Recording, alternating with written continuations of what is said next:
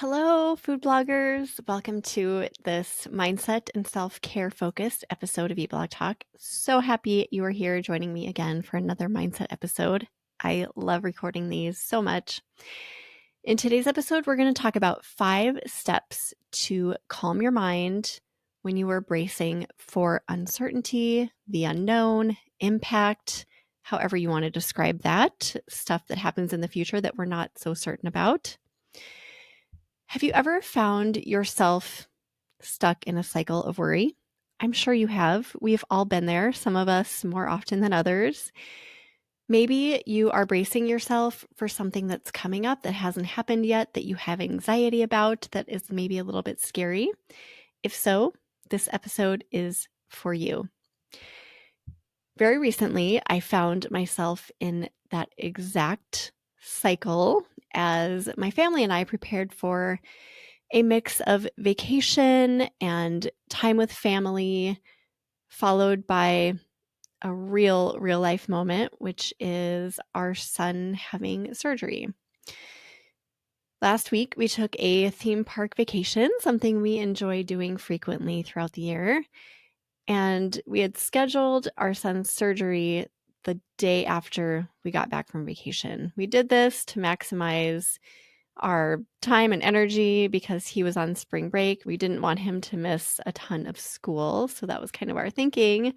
But when it came down to it, it was like, okay, we're doing vacation. And then immediately after, we're switching gears and we're doing surgery. Not exactly 2 things you want to have back to back. Before we left for this vacation, knowing myself very well, I knew I was going to need to come up with a plan so I could actually enjoy and experience everything I wanted to while we were on vacation. I knew that if I just went into it and winged it, I would absolutely flail and I would not get as much out of our trip and my time with family. So I came up with a little plan. And it ended up helping me tremendously to calm my mind as this big life event loomed over me and unfolded. So, in this episode, I would love to share these 5 steps that help me to stay calm and present, even in the face of fear and uncertainty. And I truly hope that they will help you as well. As entrepreneurs and parents and humans navigating this chaotic world at times, we often live in that land of what if, but when a real life what if appears on the horizon, it can totally hijack our sense of peace. And that is where this method comes in. Before we get to the steps, I want to share this quote that I found, and I love this quote about worrying. It's from Unknown, so I can't source anyone. But the quote is, worrying is like praying for what you don't want. So to alleviate worrying and to just get rid of it and not do it and to find peace instead, you can go through these 5 steps. Okay, let's talk through them. Step number 1 is awareness.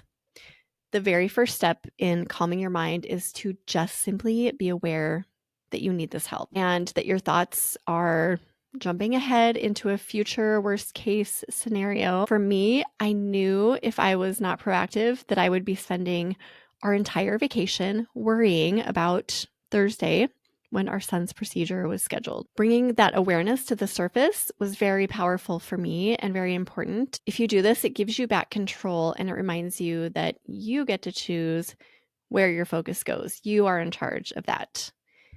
Awareness is that gentle nudge that tells your brain, yes, you might be spiraling right now, but you don't have to. Awareness is not judgment, it's just an observation. So start there. Step 2 is intention. Once you become aware, now's the time to set the intention to stay calm and grounded. Just decide that you are going to be present for whoever you need to be present for, whether it's for your loved ones, for yourself, just for the moment you're in, whatever. And this doesn't mean ignoring the hard things that lie ahead that are maybe looming over your head a little bit. It just means that you are giving yourself the gift of peace now. This intention became my anchor during those moments in between riding roller coasters in the past week with my family.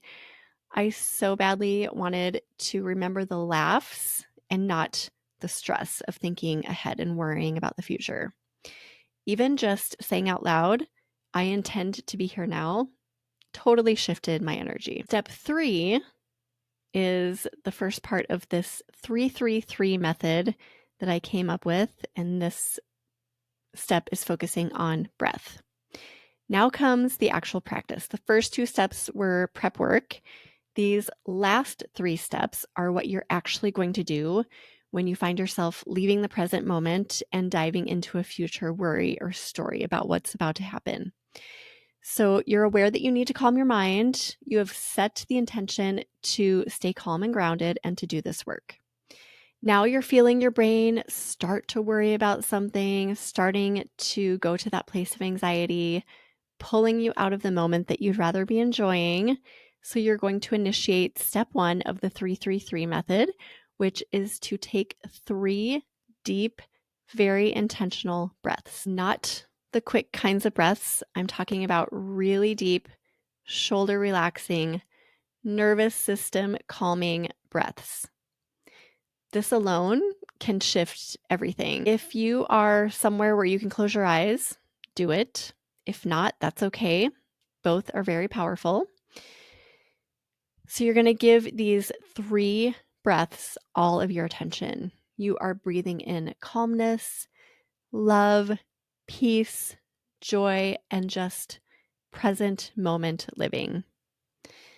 And you're not just breathing, you are anchoring yourself. You are sending a signal to your body that it is safe to be here and to do the next few steps. It's as simple as that. Step 1 is breath. 3 deep, intentional breaths. Now move on to the next step, which is sensory awareness inside of the 333 method. Once your breaths are done, you are going to immediately name or think or say out loud 3 things in your environment, something you see, something you hear, and something you can feel, smell, or taste. This is going to bring you back into the present moment.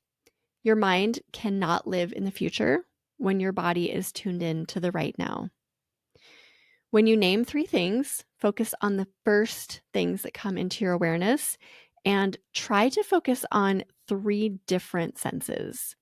An example is, I see the shiny red feathers of a cardinal. I taste coffee from my morning snack. And I hear the whirring of my computer fan.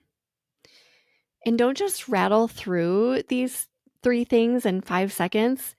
Take the time to really notice and appreciate each one. When you linger a little bit with each sense, even just for a few seconds, you are giving your mind something solid to focus on and bring you to that present moment. The next step is redirecting your thoughts, and this is the 3rd step of the 333 method, step 5 of this episode. Lastly, you are going to redirect your thoughts in 3 quick ways. Number 1, think of something you're extremely grateful for, just off the top of your head. Number 2, flip the script from thinking about a negative what if to a wonderful what if. And 3, envision something you're really excited about. These redirections will help rewrite your mental scripts, and I'll give you an example. I am so grateful for the hug my kid gave me this morning. And after you think that, just sit with that gratitude for a moment. Really feel how grateful you are for whatever it is that comes to your mind. And for the second one, flipping the script from a negative what if to a positive what if, one that I focused on last week was, what if surgery goes better than expected? And I would sit with that and think of the relief and the joy that I would feel. And spoiler, it did go better than expected. So whatever what if comes to your mind, just feel it and imagine that what if, that wonderful what if actually happening, and how good and relieved and awesome you're going to feel. And for the third, envision something you're excited about. Something else I thought of often last week when I was going through this process so many times over and over was, I'm excited about our upcoming summer road trip in our RV that we take every year. And I would just close my eyes and really feel how it feels to be in close proximity with my family for a couple of weeks, exploring the United States, and just how good that feeling was and how excited I was for that adventure. When you go through these, it's totally fine if this feels a little bit forced at first. Your brain might resist it, especially if you're not in the habit of thinking these sorts of things. But the more you do it, the more you practice, the easier it is going to be to train your thoughts. And literally, you guys, that is it. This might be the shortest episode of all time.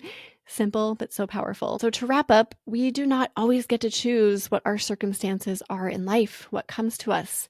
I didn't think we'd be bringing our youngest son to surgery ever. We didn't necessarily want it, but we had to deal with it. What we can choose, though, is how we show up to the circumstances that come to us.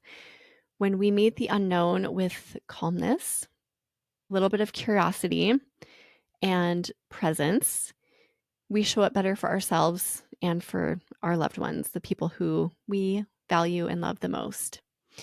This 333 method and the awareness and intention that lead into it have helped me immensely during this emotionally charged week. It truly has helped me to meet each moment with presence, peace, and I would say even hope. And all you have to do is remember the number 3. 3 steps and 3 little things to do inside of each step. So we've got breath, senses, and thoughts, 3 breaths, 3 sensory observations, and 3 thought redirections: gratitude, positive what if, and excitement. If you're facing something scary or uncertain, try this method, try these steps, and please let me know if it helps you. I would love to hear from you if you try it. Send me an email and share if you're comfortable. Thank you truly so much for listening. I will see you again next week.